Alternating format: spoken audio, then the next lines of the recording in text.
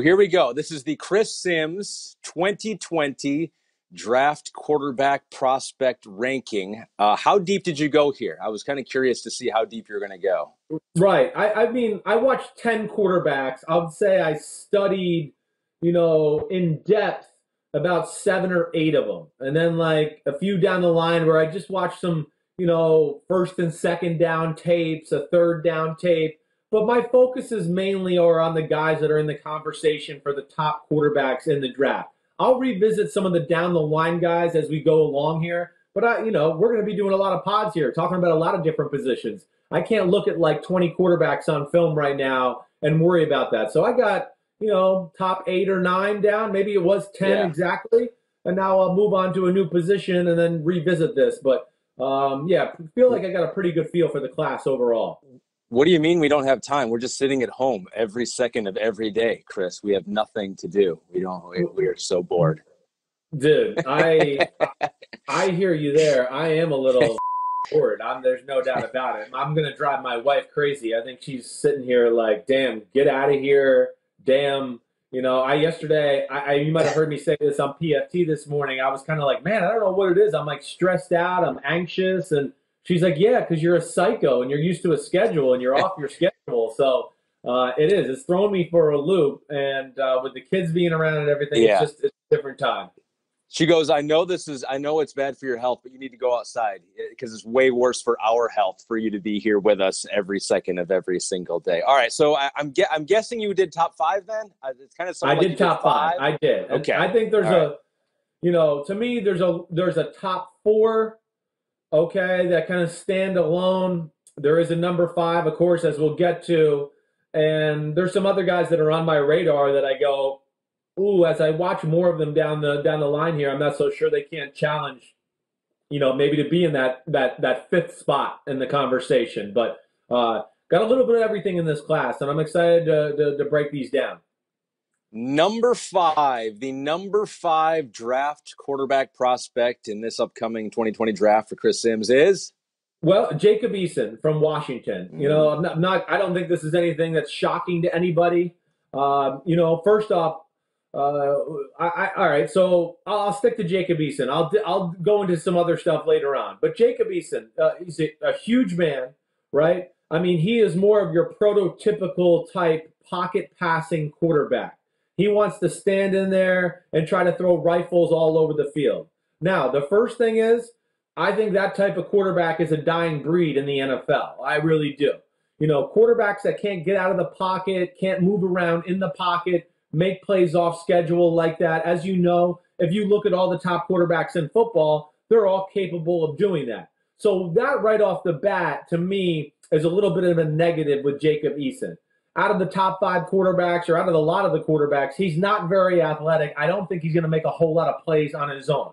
Now, does he have a big arm? Yes, he does, definitely. But I also don't know if he's got a lot of clubs in the bag, Ahmed. And when I say that, I think you've heard me make these golf references before. Everything's the driver. Everything's come out and let me crush it. But I don't see a pitching wedge. I don't see a 5-iron. I don't see a variety of throws, nor do I see a guy that's incredibly accurate and has a few little technical flaws that I don't like in the throwing either. So, good player. I do think he's a guy that probably needs to go somewhere, sit a year or two. He's got some potential, but I think he's got to speed up his release, speed up his feet, and just become a better overall athlete in general, and learn to throw in different positions and on the run and things like that. All were a little underwhelming to me. Like in the 1980s, 90s, a lot of guys would look at this guy and go, oh, he's a first-round pick. But the league has just changed. The quarterbacks are not the same anymore. And as we mentioned, you got to be able to move. You got to be able to throw from different platforms. I mean, 70% of the game of quarterbacks in the NFL, unless you have an unbelievable offensive line, you're leaning off your back foot. You're throwing sidearm. You're ducking to throw through a lane. You're on the run. You're on the run and you're setting up while you're also kind of moving but trying to get a setup. And those are things I don't see a whole lot from Jacob Eason. So is he a guy, and there are a few quarterbacks in this draft class that are foregoing their senior year. Is he a guy that maybe could have benefited from returning to Washington for one more year?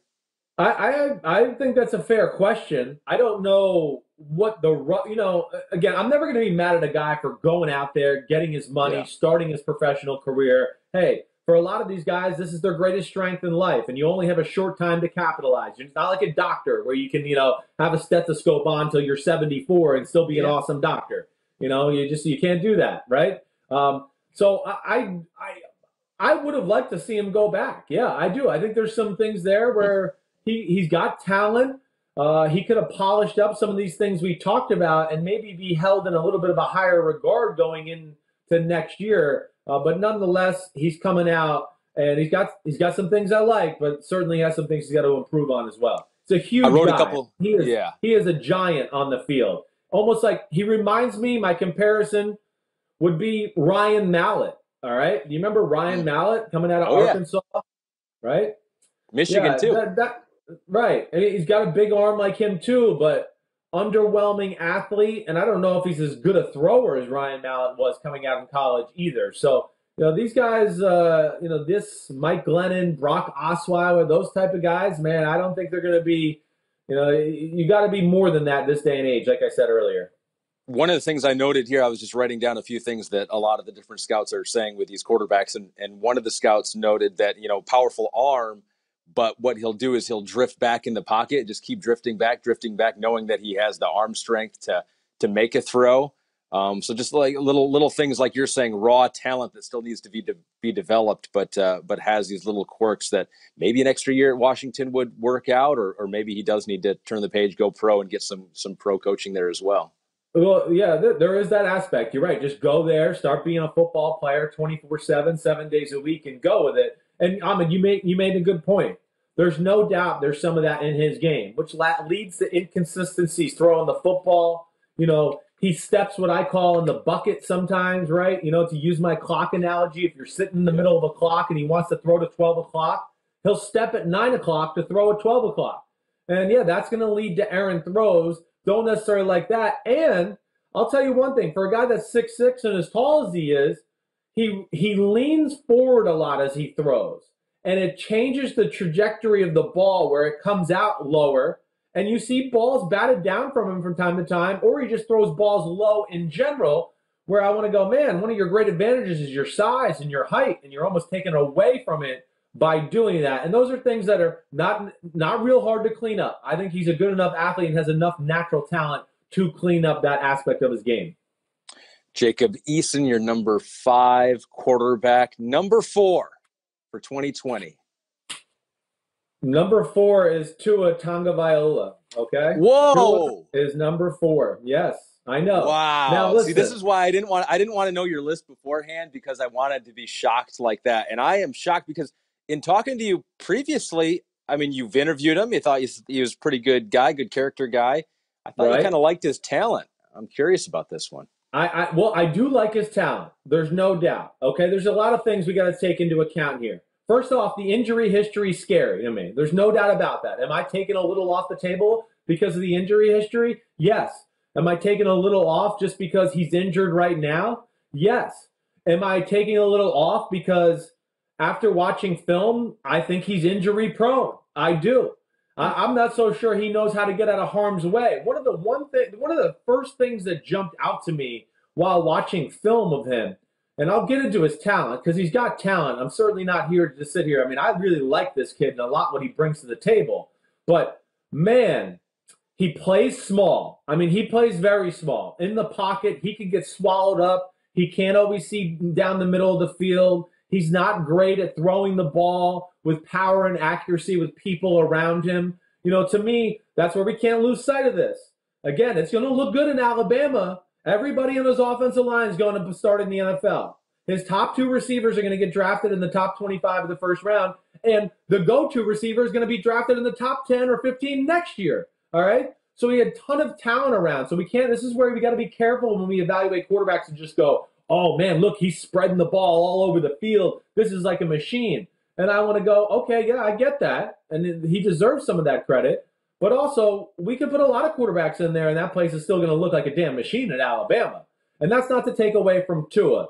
But those are some of my concerns right off the bat. And yeah, as I just talked about playing quarterback in the NFL, Ahmed, unless you have the best offensive line in football, you got to make throws with people around you, down the middle of the field, hanging around you, feet in awkward positions.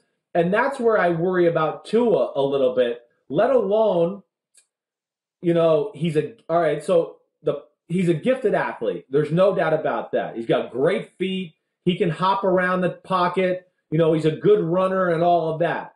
Now, I don't know necessarily, do I think he's going to be a great runner in the NFL? I don't think he has the type of speed that's going to translate to, oh my gosh, Tua's just running around, making plays, playing backyard football. No. I don't think he's that fast. Do I think he's fast enough to dance around the pocket and make some plays that way? Certainly. Now, do you have any questions, or you want me to keep going? Yeah, no. So his running ability, yeah, I would almost say he's like a nifty runner, right? And he uses his running ability oftentimes, and was noted by a few scouts that I saw, to stay behind the line of scrimmage, buy him time, does a good job of moving safeties around with his eye. So there are some things that he does with his game where he doesn't have that overpowering arm, he doesn't have that blazing speed, but it does seem like, he's able to do those things, albeit, like you say, behind a really good offensive line with some really good receivers. But there are some things that do seem advanced with Tua, at least have been noted by some of the scouts out there. Yeah, well, I don't disagree with that. I mean, he's a natural at playing the quarterback position. He really does understand it. Now, he's had the great advantage, like we just talked about, of having talent around him and also being coached by the greatest coach in the history of college football. His offense is phenomenal. I mean, it's a very advanced college football offense. There's guys running free everywhere, on every play.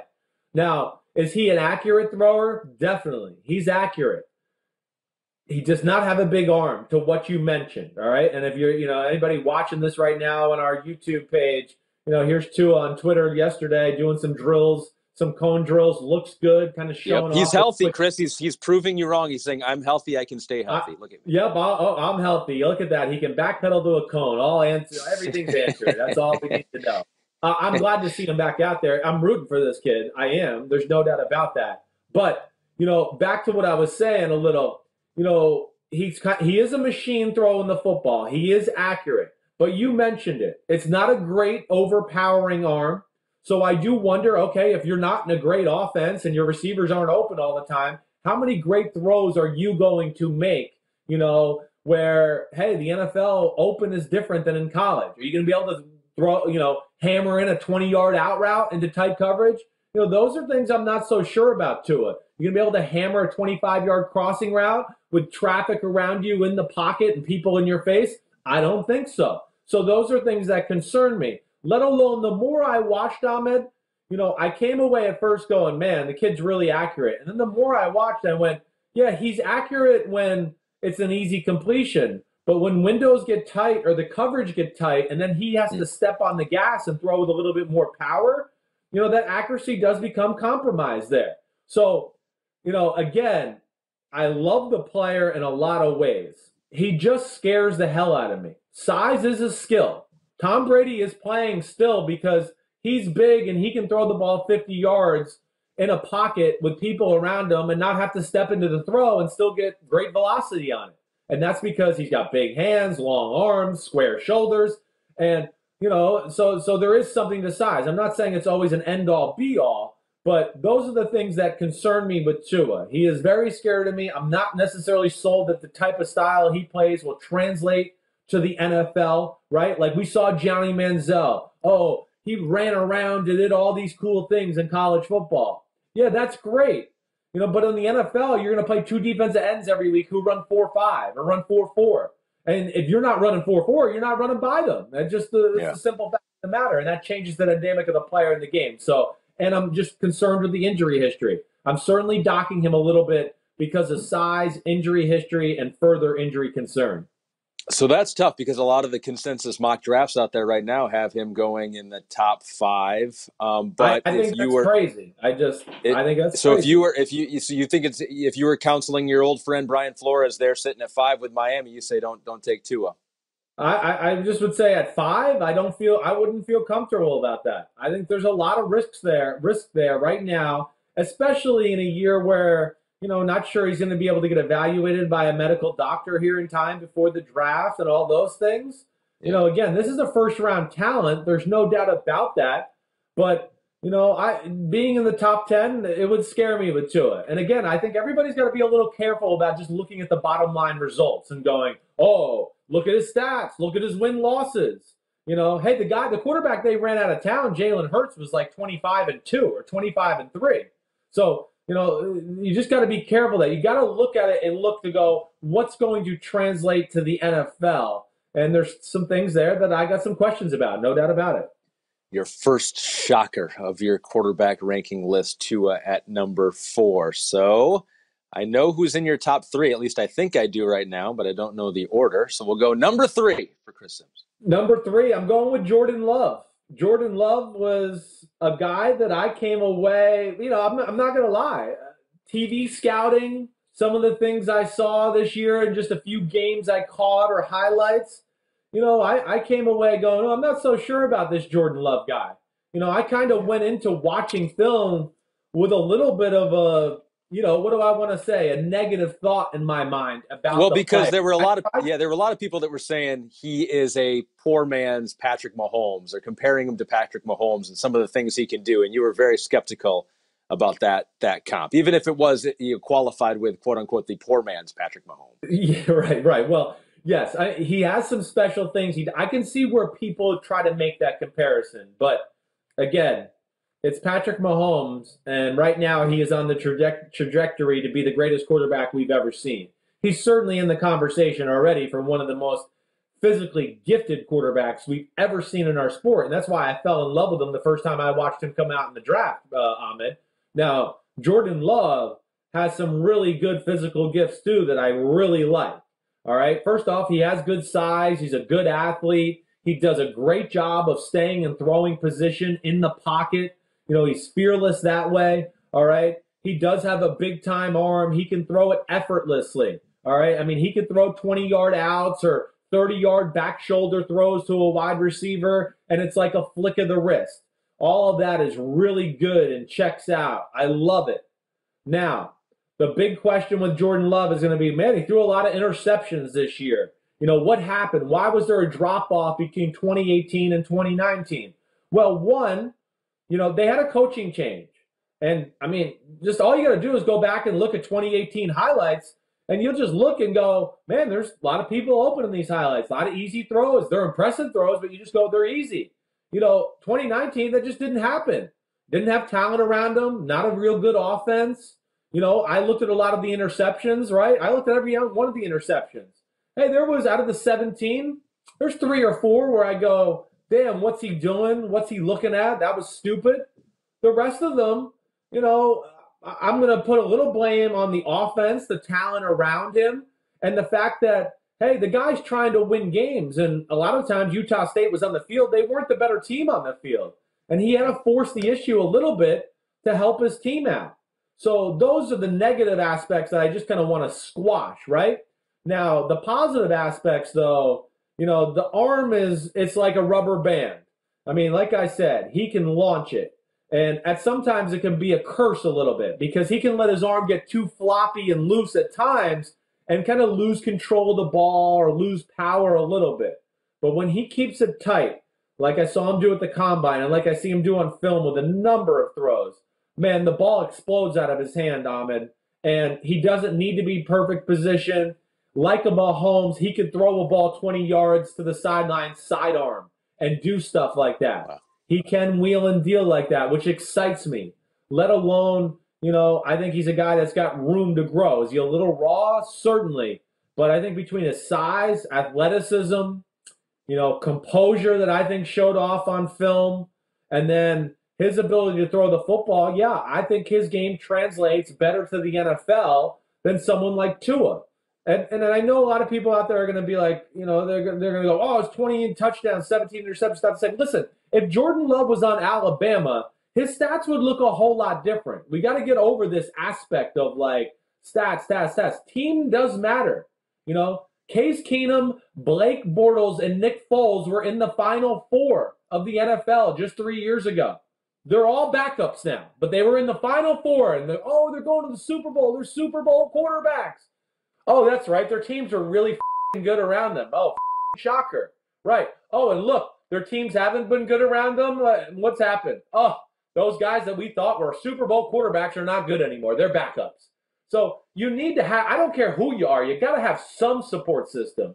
And Jordan Love, I think the lack of offensive talent and lack of offensive creativity and predictability I saw, they lead to some of the bad stats we see on his bottom line. So sorry I'm talking so much. Don't raise your hand and tell me to shut the if you think I'm rambling too long.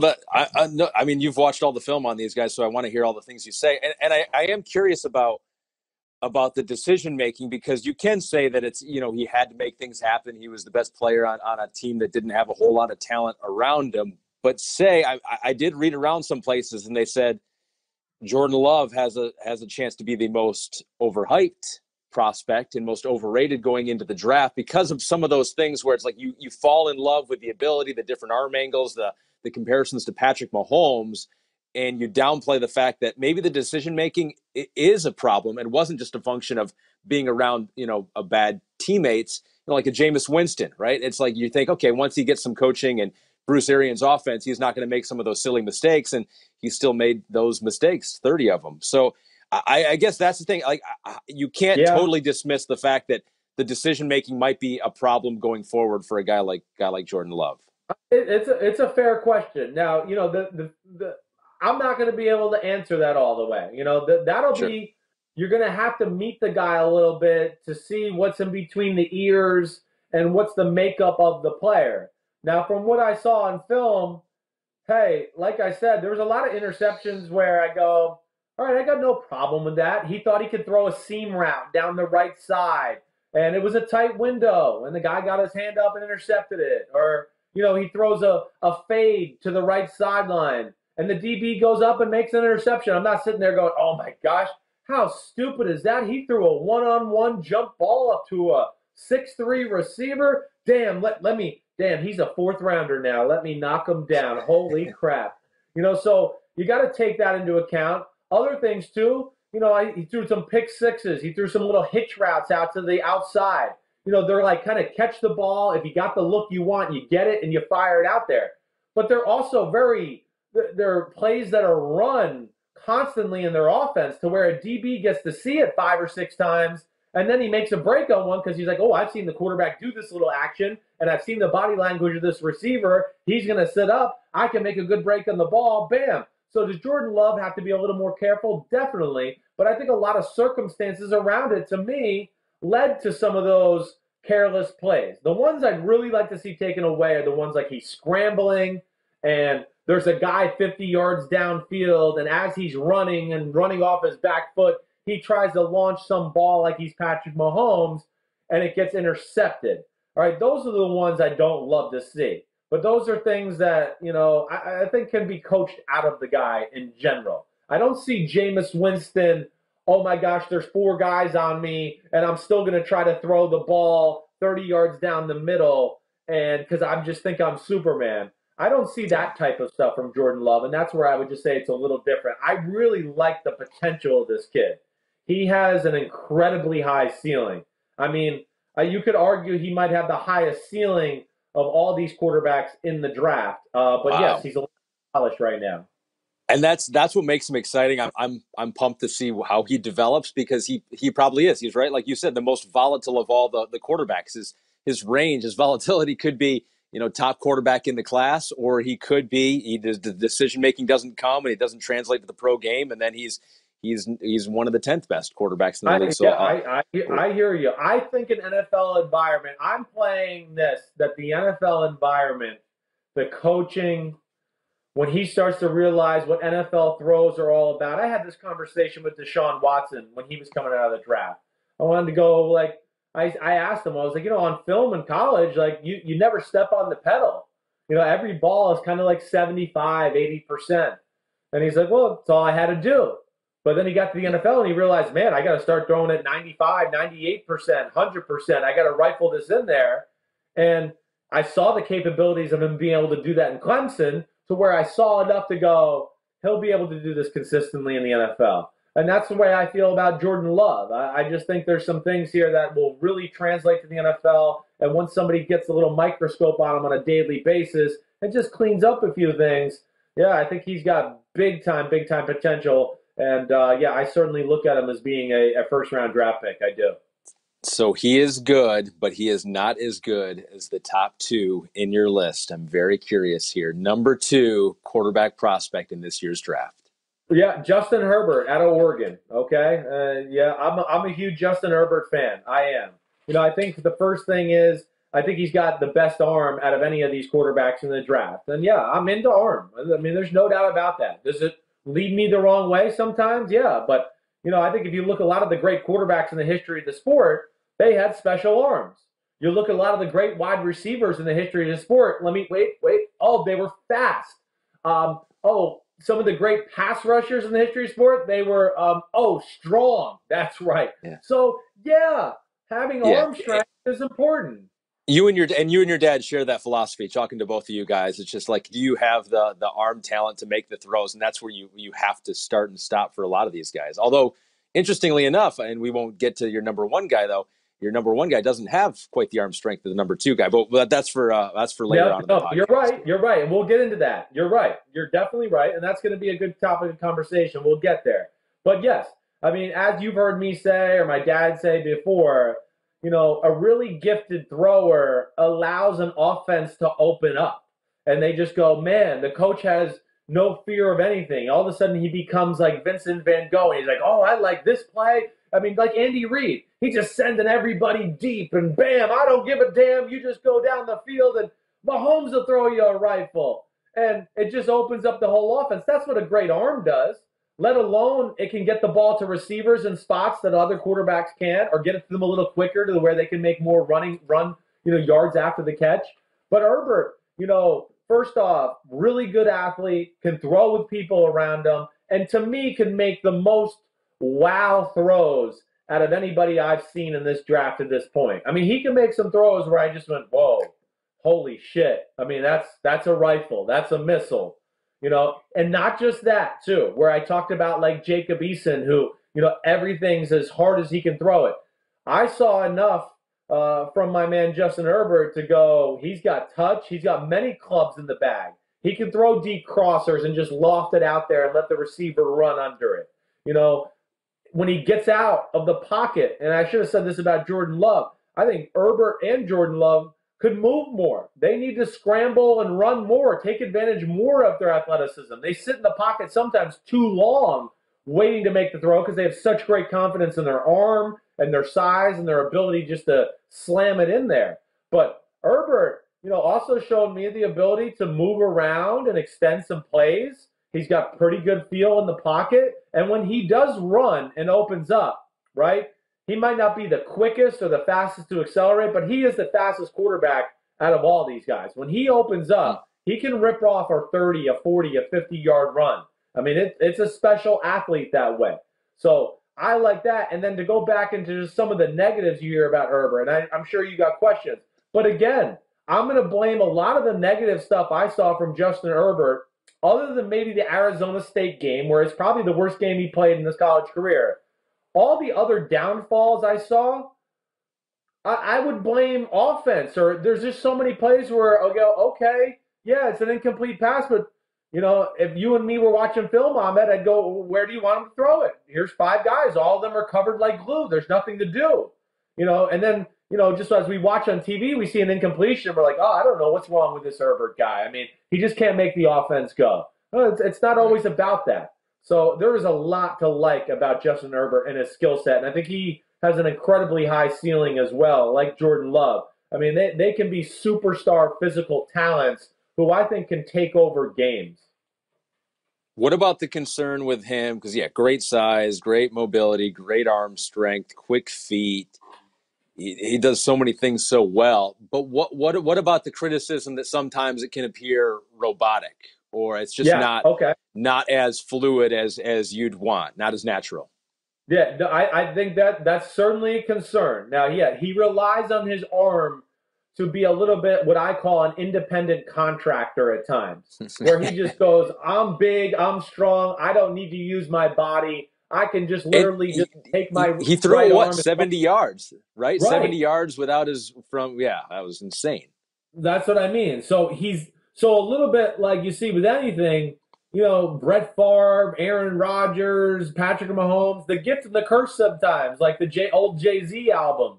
It's the gift and the curse. Because yes, sometimes you're such a gifted thrower, you'll lose track of your techniques and things like that because you're just like, oh damn, I don't know, I'm getting it done. I'm throwing spirals, I'm throwing rifles all over the field. Yeah, there's some of that he needs to clean up. There's no doubt about that. I think I see it more on the short throws. The short throws are where you really need to use the body. You can't have a long windup to throw to a receiver 5 yards over the middle, right? I mean, you're going to throw a rifle to the guy where it's going to move so fast, he's not going to be able to catch it or make a play after the catch. So that's where I saw a little bit of it, but I also saw enough good throws to go, oh, no, he can wheel and deal and flick it out of his hand to the back out of the backfield or a shallow crosser to where, again, I just think in an NFL environment with coaching and things like that, I saw enough of it to go, oh, he can do it. Now he just got to refine it, and somebody's got to stay on his ass on a day-by-day basis, and he'll become a machine at doing it. What do you think about, and we've talked about this before, and I think this is really interesting, the fact that he could have come out last year. I don't know where he would have been drafted, but it's likely it was a top 5 pick, maybe, certainly top 10. I think a lot of people were high on Justin Herbert last year, decided to go back to Oregon for his senior year. And there are some teams, I don't want to see that as a red flag, but see it as a negative of not wanting to come out and play pro ball when you were ready to play pro ball. I think those are real questions circulating around the NFL community. There's no doubt. Why? Why is that a concern? Well, because more times than not, guys that like really, really love football are just itching to get to the next level, right? I want to get into the NFL and get started. I want to be the greatest of all time. I want to be Tom Brady or Terry Bradshaw or Joe Montana, right? That's usually what that guy is like. Now, he's different in the fact that he grew up there in Eugene, Oregon. One of his goals in life was to be the quarterback of Oregon. I think he was enjoying that aspect of it. But I think, like, Ahmed, that's just as I've had friends who've texted me, hey, what do you think about the quarterbacks and all that? I think a lot of them love his physical talent. I think the one thing they all want to get to know is how much does he love football? Is he a different guy? I think that's the one thing that's, scaring people. I think Andrew Luck has scarred people. They're going, damn, is this going to be one of those guys that like 6 years from now is just going to go, I made a lot of money. There's more to life. Let me move on. I think that aspect scares people, especially when you're talking about your franchise quarterback where you're going to draft them in the top 15 or top 20 and you want them to be your quarterback for 10 years or so. You certainly don't want to have that. So those are fair questions. And again, those are things that teams are going to have to figure out on their own, meeting the player, getting to know him. But he didn't jump out to me as Bubble Boy when I got to talk to him and hang out with him at the Combine. I know he impressed people at the Senior Bowl with how he played and looked and acted there. So I think that should go a long way to calming some of those rumors or concerns. I think you're right. And the reports were that his interviews at the Senior Bowl and at the Combine were good too, left teams with a good feeling. So maybe that's not a concern for Justin Herbert, at least for some teams out there. And the last thing with him, like, I guess, again, this goes back to coaching and being a better offense. My biggest concern, I think, more than anything with him on film was, hey, sometimes he just stuck on the number one receiver too long, right? Hey, he's supposed to go 1 to 2 to 3, and he would just sit there and be like, come on, 1, get open. Yeah. You're not open? Okay, I'm still going to try to throw a rifle into the perfect spot and fit it in there. Again, those are things I don't love, but I think those are things that if it's a smart guy who we know can take coaching, those are easy to coach out of a player. That's sometimes the curse of having a big arm. You just think you can always fit it in there. And I think this is not some idiot kid. I think he'll learn how to adjust, and he showed me enough on film that he is capable of doing it.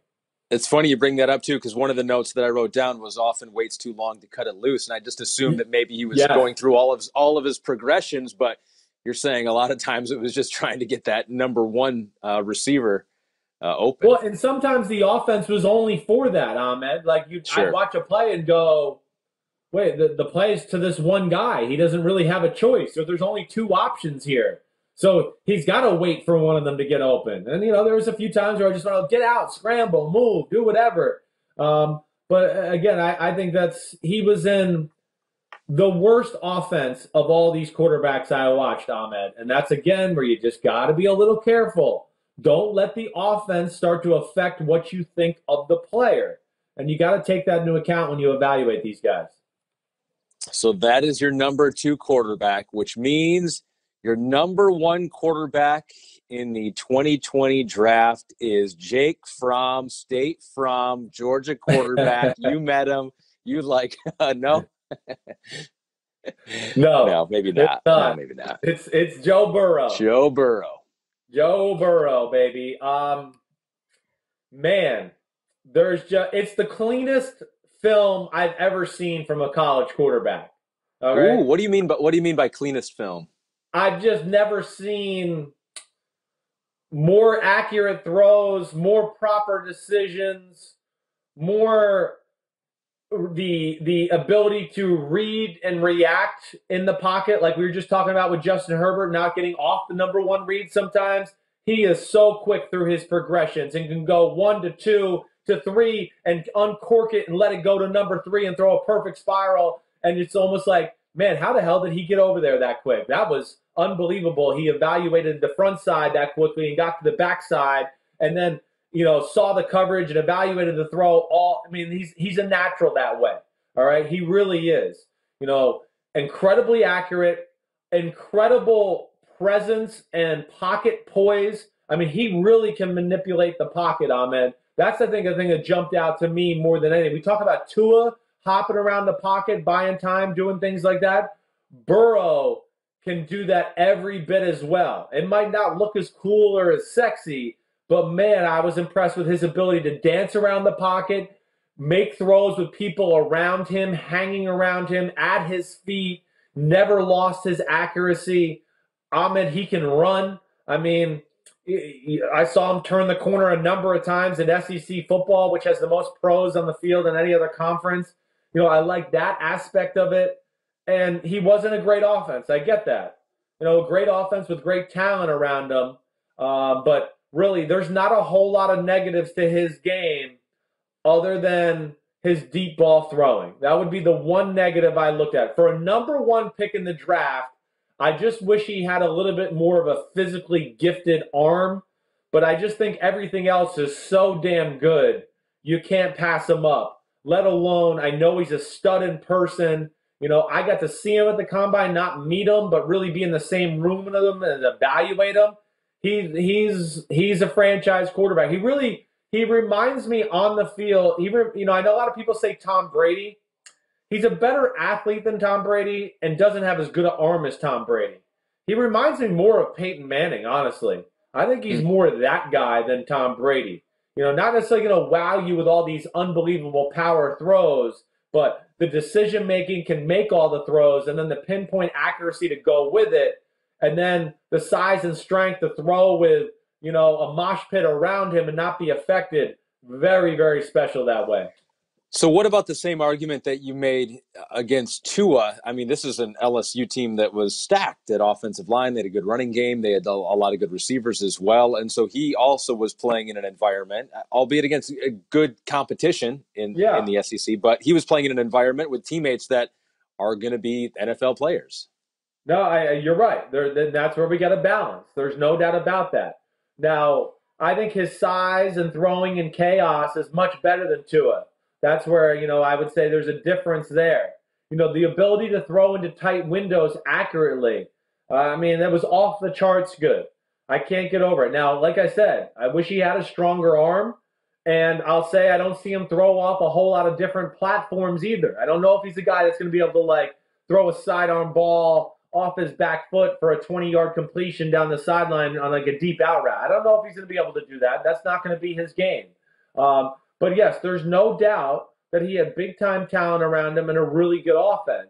But I do think he made a whole lot more throws with chaos around him and a whole lot more throws where receivers are tightly covered and he still gets it in there and throws it in the proper spot. And I think that's what impressed me more than anything. And again, it's not about what they did. It's also trying to figure out what's going to translate to the NFL. And I think that's where I give him a big jump over a guy like Tua. How much worry would you have, though, if you're Cincinnati here? Because at the beginning of the year, coming into the season, the college football season, Joe Burrow, some scouts had him as a fourth rounder. I mean, he was not seen as the number one quarterback going to be taken. Many people would have thought that's going to be Justin Herbert or Tua. So, I'm not saying he did show a lot in this season of football, but you have that fear that it's a one hit wonder, that some of the stuff just all came together in the perfect career year for Joe Burrow. Hadn't done it previously, wasn't on the radar, and all of a sudden, boom, here he is.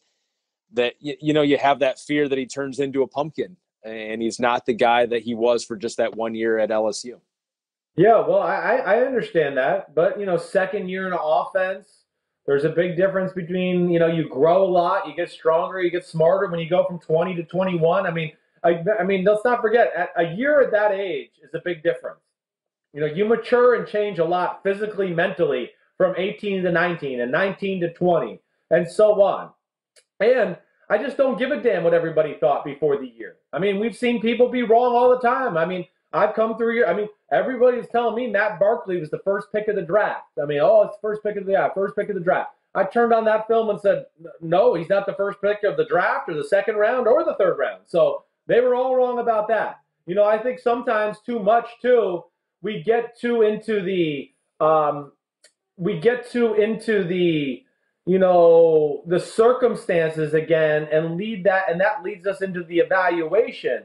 I think people look at, oh, well, he left Ohio State. All right, he was the starting quarterback at Ohio State. He got hurt, and then they gave the job to Dwayne Haskins. And I know that there was some recruiting politics involved in that decision. And Joe Burrow just said, fine, see you later, I'm out of here. So now he goes to a new school. He doesn't have, the best, greatest year ever, his first year there at LSU, expected. I mean, they're a team that couldn't throw the ball ever in their history, and they were trying to change under Joe Burrow and change drastically. So, again, I'm not going to pay attention to a whole lot to those early evaluations. It doesn't hold any water to me all the time. And from what I saw from this year, it's really good, Ahmed. So how about your tiers? Is he in a tier by himself? Do you put him close to Justin Herbert at 2? How do your tiers, just of your top 5 quarterbacks, look?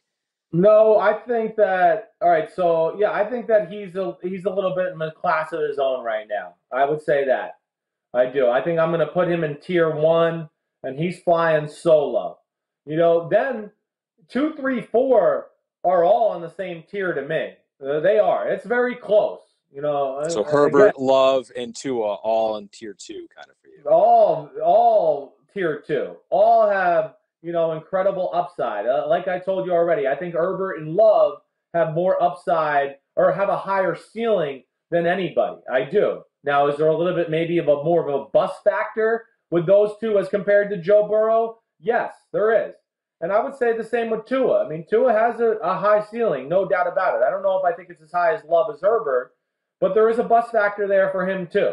There is. And we talked about some of those issues. But I think those three, Herbert is clearly number 2 to me.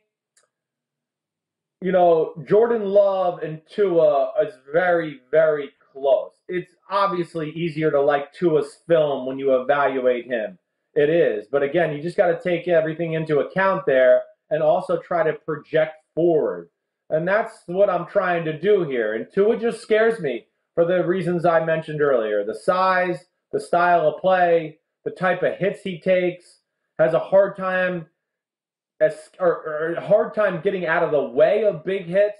That was concerning to me, let alone, I don't think he has a difference-making type arm either. So I think all those things lead me to just put him just at 4, just a little bit below Jordan Love. But I feel pretty damn good that Burrow and Herbert will not change as my 1-2 for sure. I've never been one to change much in general, but I think I'm pretty sold on those are 1-2. When I revisit these guys a little bit and watch a few weeks down the road, maybe I could switch it to a Jordan Love. But, I think I'm pretty comfortable with how I got them stacked right now. So where would they stack up to your guys last year? Because your top 5 last year, your 5 was Jarrett Stidham, your 4 was Ryan Finley, your 3 was Dwayne Haskins, 2 was Drew Lock, and number 1 was Kyler Murray. Would you still have Kyler ahead of all the quarterbacks if you included the ones from this year? I would, yes, I would. I would have Kyler Murray. Kyler Murray to me was a special talent and one of the easiest It was like Patrick Mahomes to me. By like the 30th play, I just went. I mean, this kid's special. I was already sold. Like, oh, this is the number one pick in the draft. I mean, the power in his arm, the quickness of his release, his athleticism. There's a perfect example of like Tua to Kyler Murray, right? Kyler Murray's like as fast as we've ever seen at the quarterback position. He wasn't scrambling a whole lot this year. You know what I mean? I mean, Tua's not in the class of Kyler Murray running and sprinting. Kyler Murray will blow Tua away in a 50-yard race. And he wasn't running around like, oh, I'm just going to sit here in Fran Tarkenton and run around and make plays all day because nobody can catch me. That's what I mean. It's a different league. So there's Kyler Murray who runs 4.3 and can't do that stuff. I don't think Tua at high 4.6 is going to be able to do that stuff or translate to the NFL either. And that's where, you got to evaluate and try to project forward. And so you would probably, if I'm going to guess here, you'd probably have Burrow and Herbert ahead of Drew Lock from last year. Yes, I would, for sure. Yeah. I think that I would probably go, Burrow, Herbert, Drew Lock. I would probably go that way. Yes, Drew Lock, and then probably Jordan Love, and then probably Tua. If I stuck to my last year rankings of not keeping Daniel Jones, where I was vastly wrong about that one. Right. It's interesting to look back and just see kind of like where they all stack up. Is there any quarterback you want to give an honorable mention to that's on your radar that could maybe move up when you look more at his film? Yeah, well, I think all right, so there's two guys that jump out to me that I went, ooh, they have some potential. Jake Luton from Oregon State, all right? I don't know if I'm saying his name, Luton, whatever, somewhere close to that. And then James Morgan from Florida International. Those were two guys to me that I saw and said, damn, they can spin it. They got some legit talent there. They might have a chance to do something here in the NFL if they get in the right spot, right opportunity. They jumped out to me. Of course, Jalen Hurts, studied him hard. I like his potential. Now, I hear people trying to say, ooh, I think he could be a second-round quarterback. There's just no way I would draft him in the second round. There's just no way. He's a project. He can't throw into tight windows. He doesn't want to throw into tight windows. He looks to run first. So I think he needs to learn the quarterback position a little bit more and refine some of his throwing before I would say he's a second-round type pick. I think he's more of a mid-round. He might be a fourth or fifth-round pick where you go, we're going to play him in some different positions the first few years of his career, and maybe he can become a quarterback for us down the line. All right, so we'll see how that changes over the next few weeks here. Hopefully the draft happens. I think if it does, it will be it's all signs are pointing that it will happen, but everything seems to be changing by the hour. But I think that'll be a really fun event to kind of lose ourselves in and watch that unfold here in 4 weeks.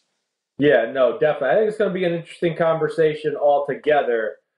Just with where Tua goes, how teams feel comfortable with him, Justin Herbert. You raised the right questions there. I think those are legitimate around the NFL, but you're going to see the talent and some of the plays he makes on film and go, holy crap, that's a top 5, top 10 type play or throw. And then the Jordan Love aspect. Again, it's not perfect, certainly not. And there's going to be some moments where you're going to head scratch and go, what was he thinking? Or, why did he do that? But you're also going to see a lot of other throws where you're going to go, damn, well, that was a throw right there. Woo, man, look at that release. So that's where it's all impressive, and that's where it's going to be very interesting as we evaluate these guys and see where teams feel about them going forward.